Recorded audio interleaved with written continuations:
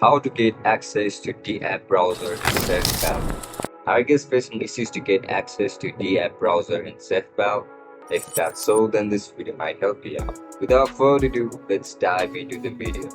To get access to the DApp browser in SafePal, open the SafePal application on your mobile device. Once you open the app, now look for the DApp browser icon at the bottom of your screen where you can see this as Explore. Tap on it. Once you click on it, if you don't see it immediately, tap on More or Menu button and enable the DApp browser feature in Settings.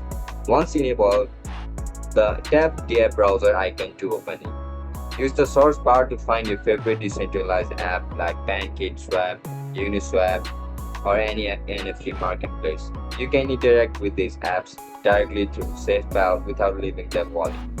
And if you are not sure how to complete any of these steps, make sure to check out other videos in this channel for full guidance. And that's it guys, that's how you're gonna get access to the app browser on SafePal application.